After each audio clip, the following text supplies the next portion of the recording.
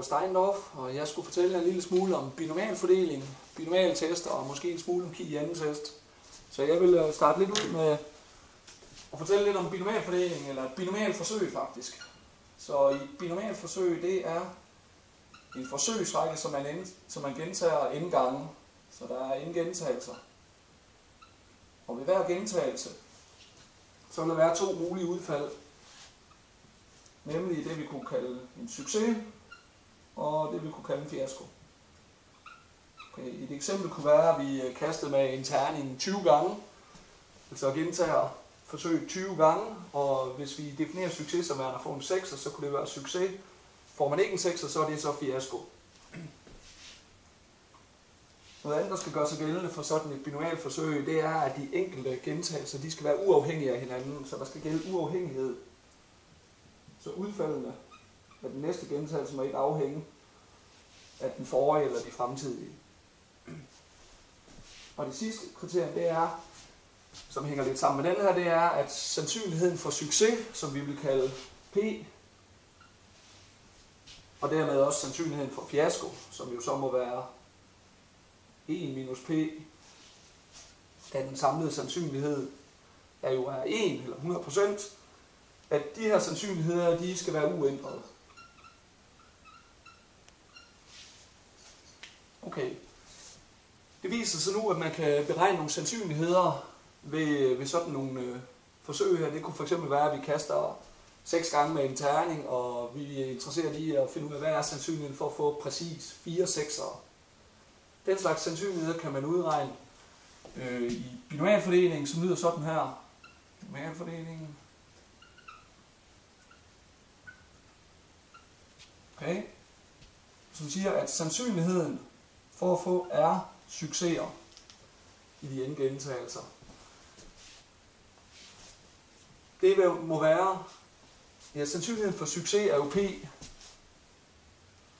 og vi skal have præcis R af den, og da de enkelte gentagelser er uafhængige, så må sandsynligheden altså være P i R.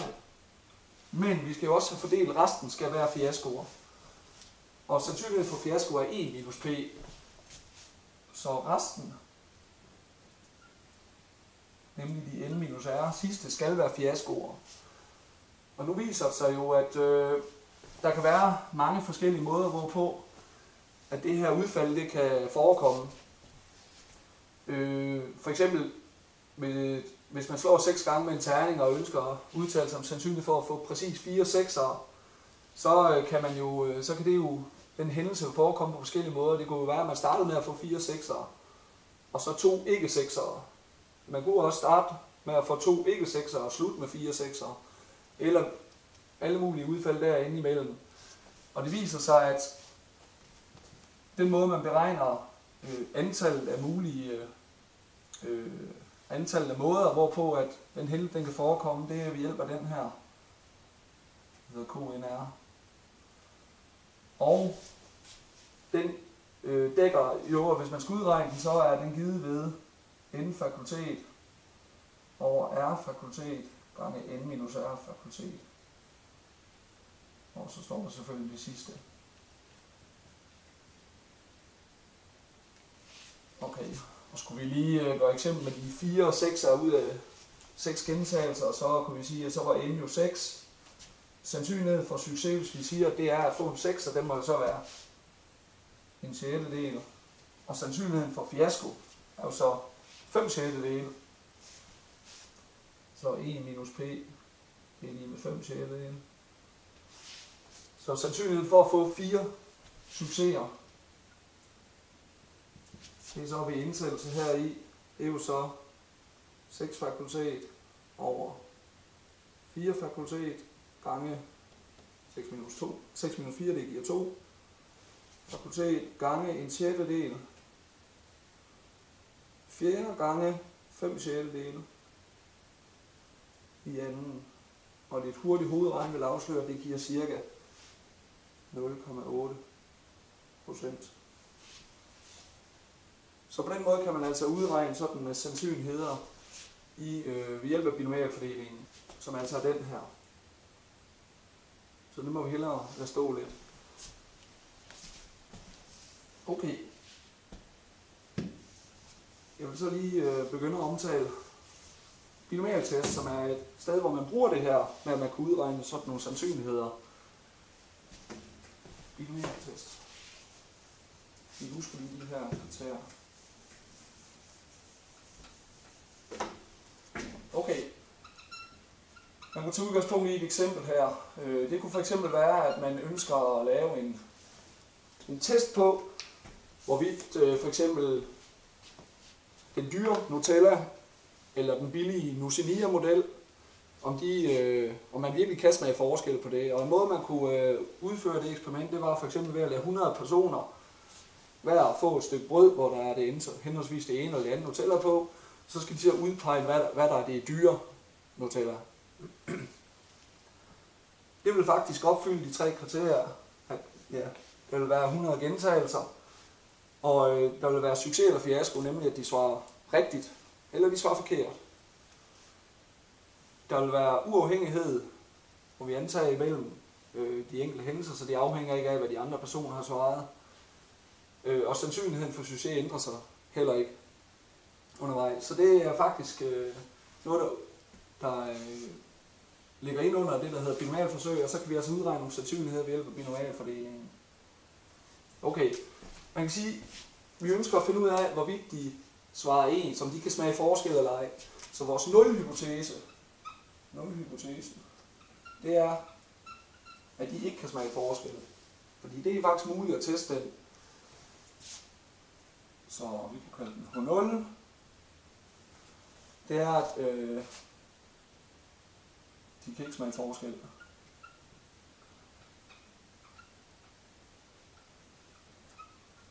De kan ikke smage forskel. Eller, hvis man skulle forfine en lille smule, hvad dækker det egentlig over? Jamen det vil jo sige, at sandsynligheden for,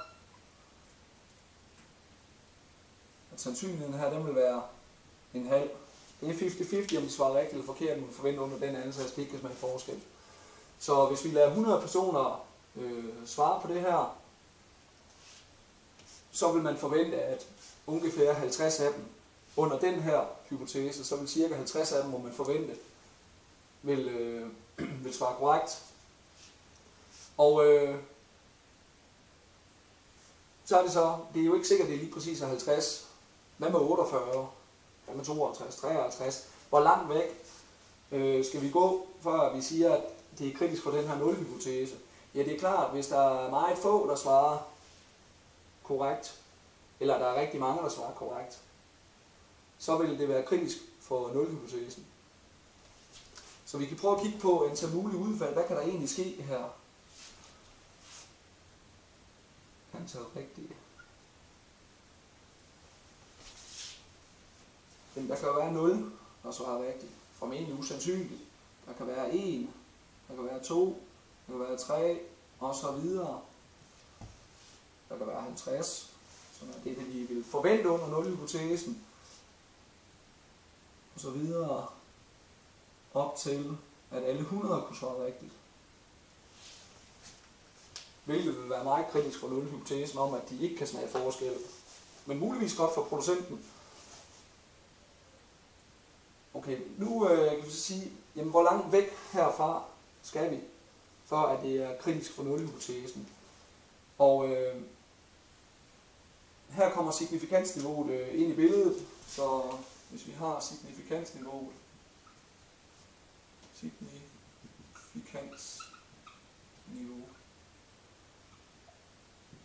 hvis vi siger det for eksempel er 5%, hvad vil man så sige? Jo, det der er, det er, at eftersom det her forsøg opfylder kriterierne for et binomialforsøg, så kan vi udregne sandsynligheden for, at 0 vil svare rigtigt, 1 vil svare rigtigt, 2, 3 under den her hypotese om, at sandsynligheden skulle være 50%.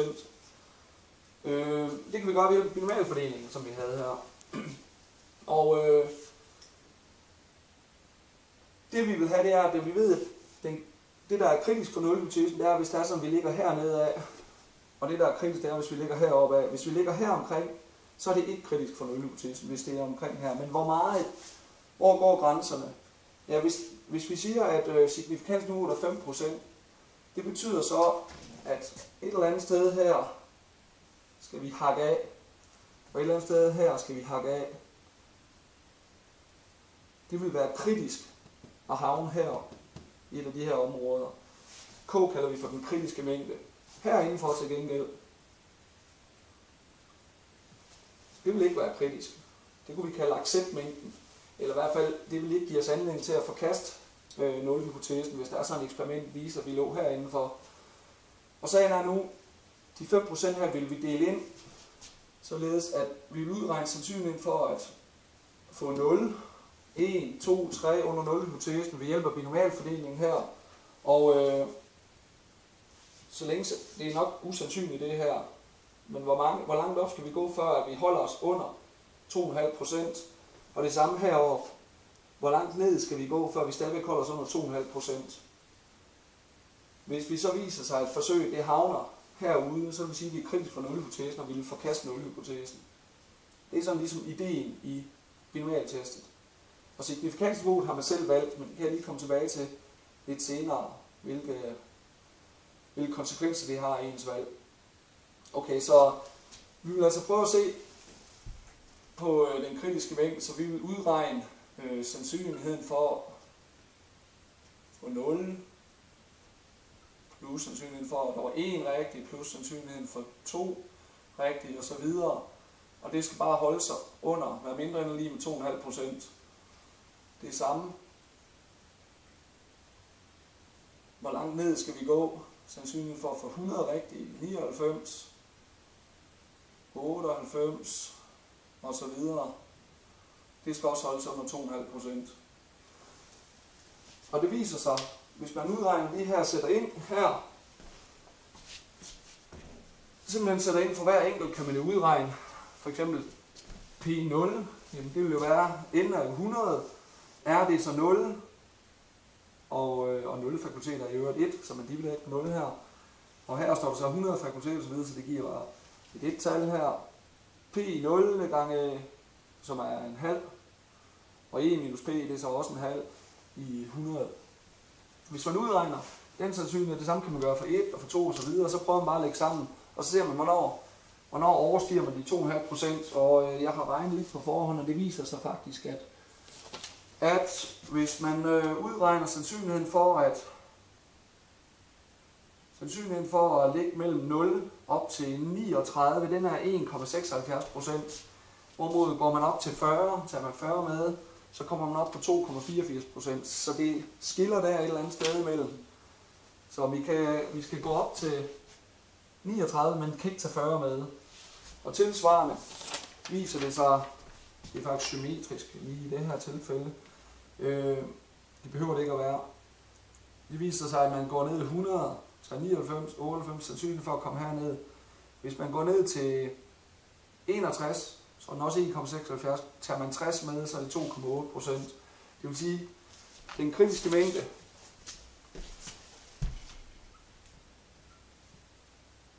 det er altså at havne her i 0, 1, rigtig, 2, rigtig, videre op til 39, men ikke 40. Forenet med, fordi der ligger også nogle heroppe, og det var fra 61, 62 og så videre op til 100. Det vil være kritisk, hvis vores forsøg viser, at der var så få her, der kunne svare rigtigt, eller så mange, der kunne svare rigtigt.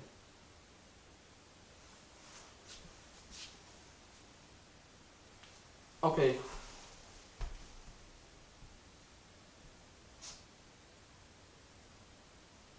Acceptmængden, den må så være indimellem.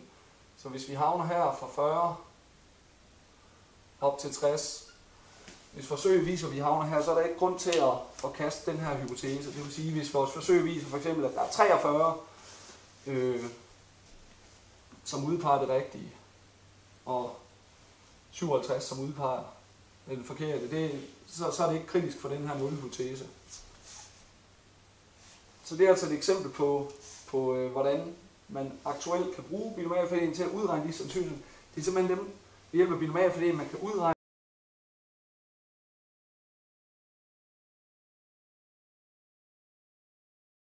at det forsøg, vi udfører, at det opfylder betingelserne for at være et binomialforsøg.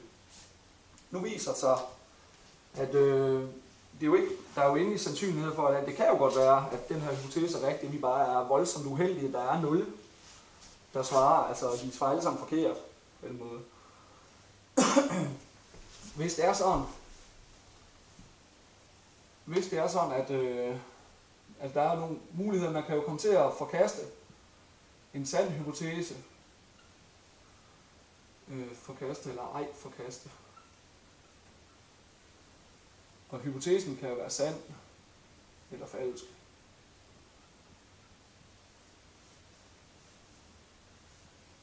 Okay. Så hvis hypotesen er sand, og vi forkaster, så er det jo ikke så godt, kan man sige. Men det kan jo ske. Så det her, det vil være en type 1 fejl. Hvorimod hvis hypotesen er sand, og vi ikke forkaster den, så er det jo sådan set godt. Det kan vi godt lide. Hvis hypotesen er falsk, og vi forkaster den, er det jo sådan set også godt. Hvis hypotesen er falsk, men vi ikke forkaster den, så er det ikke så godt.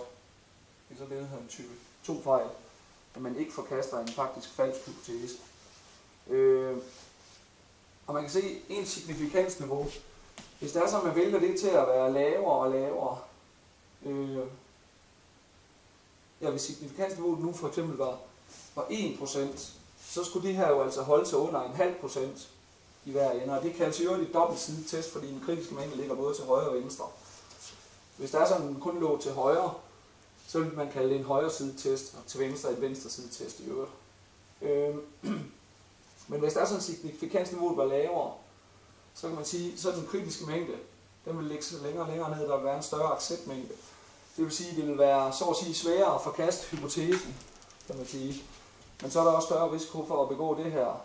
Hvorimod, hvis der er sådan, at man lader signifikansniveauet være stor, 10%, 20%, 30%, hvad ved jeg, så den kritiske mængde, den vil så snævres ind, så acceptmængden, den bliver mindre og mindre, kan man sige. Så det vil være, til sidst vil det være nærmest umuligt at komme til at nogensinde ikke at forkaste. Så der vil være stor,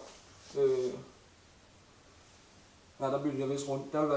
Her vil der være stor risiko for ikke at forkaste en faktisk falsk hypotese.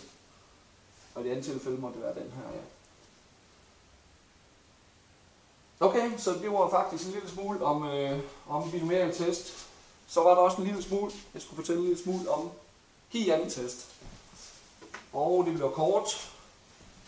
Det er principielt samme princip, der ligger bag. Det er noget med at kigge på, udføre et forsøg, og man kan opstille en hypotese om, hvad der vil ske.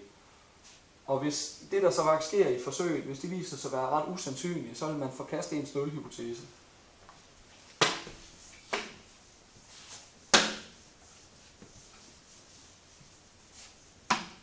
Godt. Så Ki-anden-test.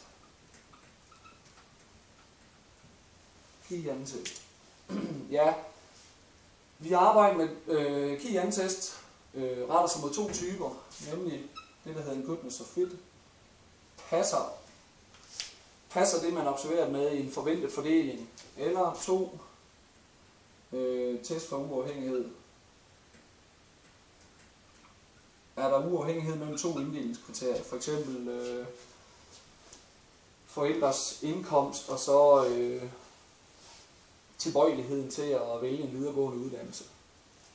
Hvad ved jeg?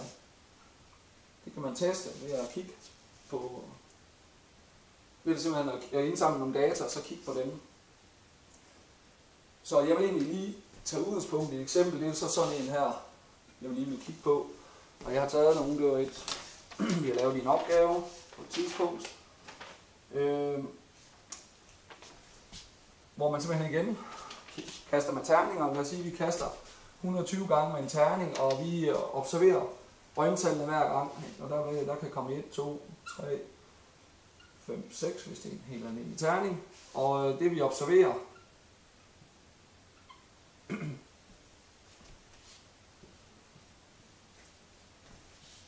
ja, det vi forventer at få, hvis det er en ærlig terning, så forventer vi jo, at de forekommer lige hyppigt. Og da der er 120 gental, så vil vi forvente, at de 20 af dem er 1, og de 20 er 2, og 20, 20, 20, 20. Og sådan er virkeligheden jo måske ikke helt. Enhver, der har spillet Yatzy, vil se, at det ikke sikkert, det lige præcis er sådan, men det skulle da gerne minde meget om det her. Det skulle helst ikke afvige voldsomt for det. For eksempel, hvis man har fået 18, 17, 21, 16, 22, 26. Altså nu kunne man jo få en mistanke om, at terningen er lidt uærlig, at man slår, at i og med at tallet 6, rømtallet 6 forekommer en anelse oftere. Men er det her nu kritisk for ens nulhypotese? Og nulhypotesen var, at det stemmer overens. Der er overensstemmelse.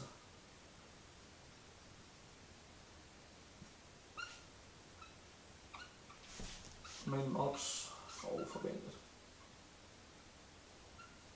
Altså, det observerede, det passer simpelthen på den forventede fordeling. Det vil være nulhypotesen i sådan en kut med så fedt her. Det kan så være, at man er nødt til, at vores udfald, vores forsøg, det simpelthen viser sig at passe så dårligt, så vi er nødt til at forkaste den her nulhypotese. Og igen, for at udregne de sandsynligheder, der skal man have fat i noget, der hedder Chi-Jan-fordeling. Men allerførst skal vi ligesom have et mål for, hvad der gør, at det er galt og ikke galt. Intuitivt vil sige, at det er, hvis ikke de stemmer godt overens. For eksempel er det godt, at det er godt. Det her det er jo lidt værre, ikke? Det her det er også lidt slemt i forhold til nulhypotesen. Men som et mål for, at indfører vi den teststørrelsen. Teststørrelsen. Den, der fortæller, hvor grel er afvigelsen simpelthen. Og den kaldes Chi-Jan, og den er defineret som forskellen mellem observeret og forventet.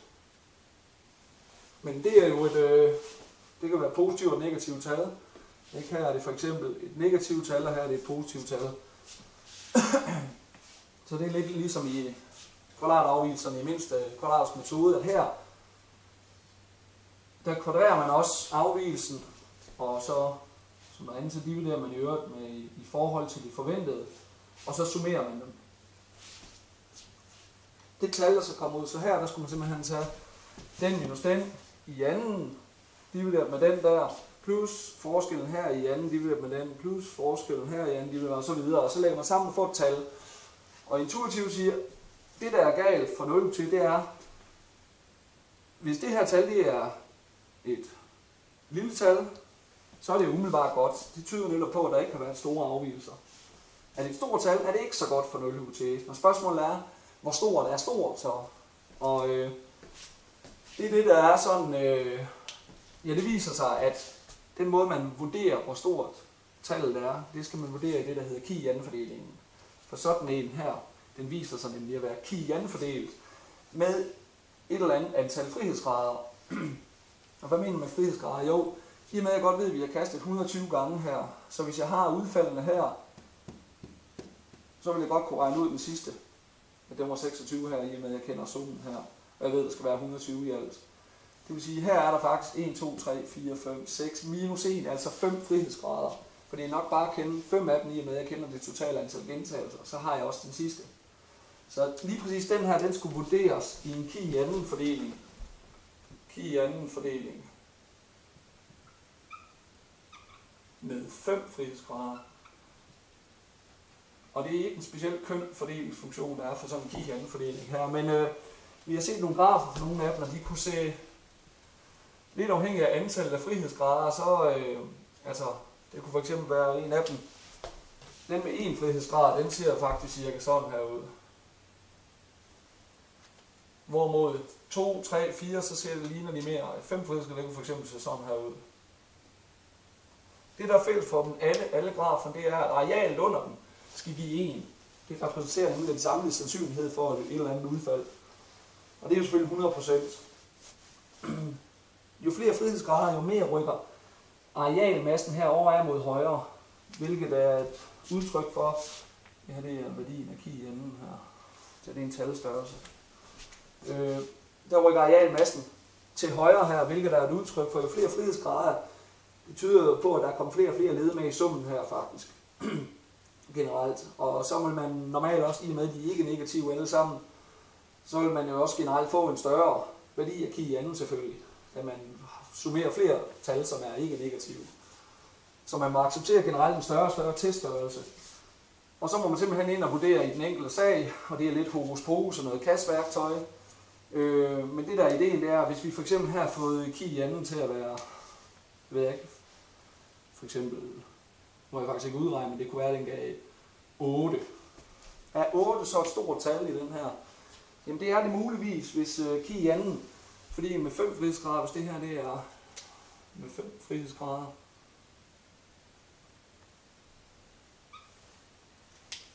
hvis det viser sig, at 8 det ligger herude, fordi arealet fra 8 og ud af her, det areal vil jo være udtryk for, at under 0-hypotesen, at få et udfald, som vil resultere i en teststørrelse, som var det den var, eller endnu værre nu, det vil være repræsenteret ved det areal herunder. Så hvis man har havnet herude, det viser sig, at arealet her, det for eksempel er, hvis det er mindre end 5%, og det her det var 8, der lå herude. Hvis det areal det er mindre end 5%, så vil vi forkaste 0-hypotesen. Hvorimod hvis det er sådan, at man får det der sker her, det resulterer i en teststørrelse, som ligger et eller andet sted her, så man siger, at jeg bevarer sig, og ramme her, det er jo ikke voldsomt usandsynligt. Så igen, den måde man forkaster på, det er ved simpelthen at vurdere den teststørrelse, man får i en ki anden fordeling med det passende antal frihedsgrader, og tjekke efter, hvad er sandsynligheden for at få det her, eller noget, der er endnu værre repræsenterer, og det er det, man udregner faktisk ved at finde det areal her, ved hjælp af kastværktøj. Så det er sådan set ideen i ki anden test. Så nu tror jeg, at jeg vil tage flæskesværshuen af, Darth Vader maske og sige tak for nu.